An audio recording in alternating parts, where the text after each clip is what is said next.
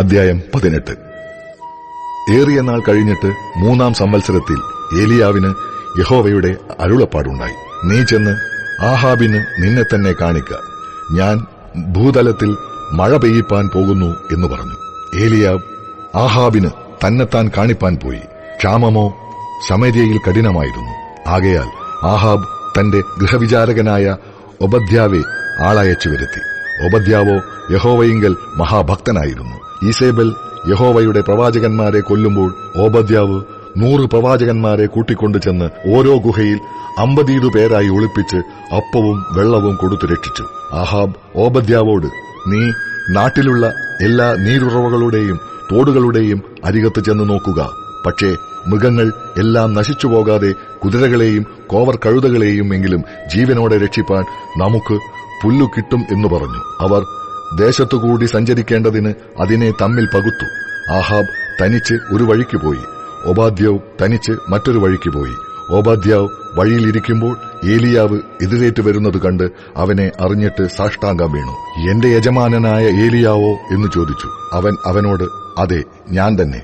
നീ ചെന്ന് ഏലിയാവ് ഇവിടെ ഉണ്ടെന്ന് നിന്റെ യജമാനനോട് ബോധിപ്പിക്ക എന്ന് പറഞ്ഞു. അതിന് അവൻ പറഞ്ഞത്, അടിയനെ കൊല്ലേണ്ടതിന് ആഹാബിന്റെ കയ്യിൽ ഏൽപ്പിപ്പാൻ അടിയൻ എന്തു പാപം ചെയ്തു? നിന്റെ ദൈവമായ യഹോവയാണ് നിന്നെ അന്വേഷിപ്പാൻ എന്റെ യജമാനൻ ആളെ അയക്കാത്ത ജാതിയും രാജ്യവുമില്ല. നീ അവിടെയില്ല എന്ന് പറഞ്ഞപ്പോൾ അവൻ ആ രാജ്യത്തെയും ജാതിയെയും കൊണ്ട് നിന്നെ കണ്ടിട്ടില്ല എന്ന് സത്യം ചെയ്യിച്ചു. ഇങ്ങനെയിരിക്കെ നീ എന്നോട് ചെന്ന് നിന്റെ യജമാനനോട് ഏലിയാവ് ഇവിടെ ഉണ്ടെന്ന് ബോധിപ്പിക്ക എന്ന് കൽപ്പിക്കുന്നുവല്ലോ. ഞാൻ നിന്നെ പിരിഞ്ഞുപോയ ഉടനെ യഹോവയുടെ ആത്മാവ് നിന്നെ ഞാൻ അറിയാത്ത ഒരു സ്ഥലത്തേക്ക് എടുത്തുകൊണ്ടുപോകും. ഞാൻ ആഹാബിനോട് ചെന്നറിയിക്കുകയും അവൻ നിന്നെ കണ്ടെത്താതെ ഇരിക്കുകയും ചെയ്താൽ അവൻ എന്നെ കൊല്ലുമല്ലോ. അടിയനോ ബാല്യം മുതൽ യഹോവ ഭക്തനാകുന്നു. ഇസേബേൽ യഹോവയുടെ പ്രവാചകന്മാരെ കൊല്ലുമ്പോൾ ഞാൻ യഹോവയുടെ പ്രവാചകന്മാരിൽ 100 പേരെ ഓരോ ഗുഹയിൽ 50 പേരായി ഒളിപ്പിച്ച് അപ്പവും വെള്ളവും കൊടുത്തു രക്ഷിച്ച വസ്തുത യജമാനൻ അറിഞ്ഞിട്ടില്ലയോ? അങ്ങനെയിരിക്കെ നീ എന്നോട് ചെന്ന് നിന്റെ യജമാനനോട് ഏലിയാവ് ഇവിടെ ഉണ്ടെന്ന് ബോധിപ്പിക്ക എന്ന് കൽപ്പിക്കുന്നുവോ? അവൻ എന്നെ കൊല്ലുമല്ലോ. അതിന് ഏലിയാവ്, ഞാൻ സേവിച്ചു നിൽക്കുന്ന സൈന്യങ്ങളുടെ യഹോവയാണ്, ഞാൻ ഇന്ന് അവന് എന്നെ തന്നെ കാണിക്കും എന്ന് പറഞ്ഞു. അങ്ങനെ ഓബദ്യാവ് ആഹാബിനെ ചെന്നുകണ്ട് വസ്തുത അറിയിച്ചു. ആഹാബ് ഏലിയാവെ കാണാൻ ചെന്നു. ആഹാബ് ഏലിയാവെ കണ്ടപ്പോൾ അവനോട്, ആർ ഇത്, ഇസ്രായേലിനെ കഷ്ടപ്പെടുത്തുന്നവനോ എന്ന് ചോദിച്ചു. അതിന് അവൻ പറഞ്ഞത്, ഇസ്രായേലിനെ കഷ്ടപ്പെടുത്തുന്നത് ഞാനല്ല, നീയും നിന്റെ പിതൃഭവനുമത്രേ. നിങ്ങൾ യഹോവയുടെ കൽപ്പനകളെ ഉപേക്ഷിക്കുകയും നീ ബാൽ വിഗ്രഹങ്ങളെ ചെന്ന് സേവിക്കുകയും ചെയ്യുന്നതുകൊണ്ട് തന്നെ. എന്നാൽ ഇപ്പോൾ ആളയച്ച് എല്ലാ ഇസ്രായേലിനെയും ബാലിന്റെ 450 പ്രവാചകന്മാരെയും ഈസേബെലിന്റെ മേശയിങ്കൽ ഭക്ഷിച്ചുവരുന്ന 400 അശേര പ്രവാചകന്മാരെയും കർമ്മേൽ പർവ്വതത്തിൽ എന്റെ അടുക്കൽ കൂട്ടിവരുത്തുക. അങ്ങനെ ആഹാബ് എല്ലാ ഇസ്രായേൽ മക്കളുടെയും അടുക്കൽ ആളയച്ച് കർമ്മേൽ പർവ്വതത്തിൽ ആ പ്രവാചകന്മാരെ കൂട്ടിവരുത്തി. അപ്പോൾ ഏലിയാവ് അടുത്തു ചെന്ന് സർവ്വജനത്തോടും, നിങ്ങൾ എത്രത്തോളം 2 തോണിയിൽ കാൽവയ്ക്കും? യഹോവ ദൈവമെങ്കിൽ അവനെ അനുഗമിപ്പിൻ, ബാൽ എങ്കിലോ അവനെ അനുഗമിപ്പിൻ എന്ന് പറഞ്ഞു. എന്നാൽ ജനം അവരോട് ഉത്തരം ഒന്നും പറഞ്ഞില്ല. പിന്നെ ഏലിയാവ് ജനത്തോട് പറഞ്ഞത്, യഹോവയുടെ പ്രവാചകനായി ഞാൻ ഒരുത്തൻ മാത്രമേ ശേഷിച്ചിരിക്കുന്നുള്ളൂ. ബാലിന്റെ പ്രവാചകന്മാരോ 450 പേരുണ്ട്. ഞങ്ങൾക്ക് 2 കാളയെ തരട്ടെ. ഒരു കാളയെ അവർ തിരഞ്ഞെടുത്ത് ഖണ്ഡം ഖണ്ഡമാക്കി തീയിടാതെ വിറകിന്മേൽ വയ്ക്കട്ടെ. മറ്റേ കാളയെ ഞാനും ഒരുക്കി തീയിടാതെ വിറകിന്മേൽ വയ്ക്കാം. നിങ്ങൾ നിങ്ങളുടെ ദേവന്റെ നാമത്തെ വിളിച്ചപേക്ഷിപ്പിൻ, ഞാൻ യഹോവയുടെ നാമത്തെ വിളിച്ചപേക്ഷിക്കാം. തീ കൊണ്ട് ഉത്തരം അരുളുന്ന ദൈവം തന്നെ ദൈവം എന്നിരിക്കട്ടെ. അതിന് ജനം എല്ലാം, അത് നല്ല വാക്ക് എന്ന് ഉത്തരം പറഞ്ഞു. പിന്നെ ഏലിയാവ് ബാലിന്റെ പ്രവാചകന്മാരോട്, നിങ്ങൾ ഒരു കാളയെ തിരഞ്ഞെടുത്ത് ആദ്യം ഒരുക്കിക്കൊള്ളുവിൻ. നിങ്ങൾ അധികം പേരുണ്ടല്ലോ, എന്നിട്ട് തീയിടാതെ നിങ്ങളുടെ ദേവന്റെ നാമത്തെ വിളിച്ചപേക്ഷിപ്പിൻ എന്ന് പറഞ്ഞു. അങ്ങനെ അവർക്ക് കൊടുത്ത കാളയെ അവർ എടുത്ത് ഒരുക്കി. ബാലെ, ഉത്തരം അരുളേണമേ എന്ന് രാവിലെ തുടങ്ങി ഉച്ചവരെ ബാലിന്റെ നാമത്തെ വിളിച്ചപേക്ഷിച്ചു. ഒരു ശബ്ദമോ ഉത്തരമോ ഉണ്ടായില്ല. തങ്ങൾ ഉണ്ടാക്കിയ ബലിപീഠത്തിനു ചുറ്റും അവർ തുള്ളിച്ചാടിക്കൊണ്ടിരുന്നു. ഉച്ചയായപ്പോൾ ഏലിയാവ് അവരെ പരിഹസിച്ചു. ഉറക്കെ വിളിപ്പിൻ, അവൻ ദേവനല്ലോ, അവൻ ധ്യാനിക്കയാകുന്നു, അല്ലെങ്കിൽ വെളിക്ക് പോയിരിക്കയാകുന്നു, അല്ലെങ്കിൽ യാത്രയിലാകുന്നു, അല്ലെങ്കിൽ പക്ഷേ ഉറങ്ങുകയാകുന്നു. അവനെ ഉണർത്തേണം എന്ന് പറഞ്ഞു. അവർ ഉറക്കെ വിളിച്ചു. പതിവ് പോലെ രക്തം ഒഴുകുവോളം വാൾ കൊണ്ടും കുന്തം കൊണ്ടും തങ്ങളെ തന്നെ മുറിവേൽപ്പിച്ചു. ഉച്ചതിരിഞ്ഞിട്ട് ഭോജനയാഗം കഴിക്കുന്ന സമയം വരെ അവർ വെളിച്ചപ്പെട്ടുകൊണ്ടിരുന്നു.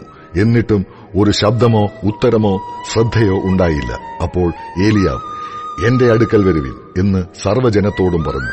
സർവ്വജനവും അവന്റെ അടുക്കൽ ചേർന്നു. അവൻ ഇടിഞ്ഞുകിടന്ന യഹോവയുടെ യാഗപീഠം നന്നാക്കി.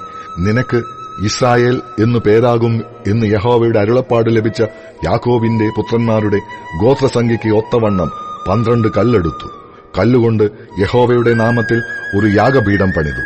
യാഗപീഠത്തിന്റെ ചുറ്റും 2 സേയാ വിത്ത് വിതപ്പാൻ മതിയായ വിസ്താരത്തിൽ ഒരു തോടുണ്ടാക്കി. പിന്നെ അവൻ വിറക് അടുക്കി കാളയെ ഖണ്ഡം ഖണ്ഡമാക്കി വിറകിന്മേതെ വെച്ചു.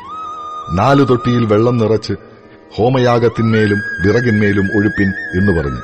2-ാം പ്രാവശ്യവും അങ്ങനെ ചെയ്വിൻ എന്ന് അവൻ പറഞ്ഞു. അവർ 2-ാം പ്രാവശ്യവും ചെയ്തു. അതിന്റെ ശേഷം 3-ാം പ്രാവശ്യവും അങ്ങനെ ചെയ്വിൻ എന്ന് അവൻ പറഞ്ഞു. അവർ 3-ാം പ്രാവശ്യവും ചെയ്തു. വെള്ളം യാഗപീഠത്തിന്റെ ചുറ്റുമൊഴുകി. അവൻ തോട്ടിലും വെള്ളം നിറച്ചു. ഭോജനയാഗം കഴിക്കുന്ന നേരമായപ്പോൾ ഏലിയാ പ്രവാചകൻ അടുത്തു ചെന്നു, അബ്രഹാമിന്റെയും ഇസ്ഹാക്കിന്റെയും ഇസ്രായേലിന്റെയും ദൈവമായ യഹോവേ, ഇസ്രായേലിൽ നീ ദൈവമെന്നും ഞാൻ നിന്റെ ദാസനെന്നും ഈ കാര്യങ്ങളൊക്കെയും ഞാൻ നിന്റെ കൽപ്പനപ്രകാരം ചെയ്തു എന്നും ഇന്ന് വെളിപ്പെട്ടു വരട്ടെ. യഹോവേ, എനിക്കുത്തരം അരുളയണമേ. നീ ദൈവം തന്നെ യഹോവേ. നീ തങ്ങളുടെ ഹൃദയം വീണ്ടും തിരിച്ചു എന്ന് ഈ ജനം അറിയേണ്ടതിന് എനിക്ക് ഉത്തരം അരുളയണമേ എന്ന് പറഞ്ഞു. ഉടനെ യഹോവയുടെ തീ ഇറങ്ങി ഹോമയാഗവും വിറകും മണ്ണും ദഹിപ്പിച്ചു. തോട്ടിലെ വെള്ളവും വറ്റിച്ചു കളഞ്ഞു.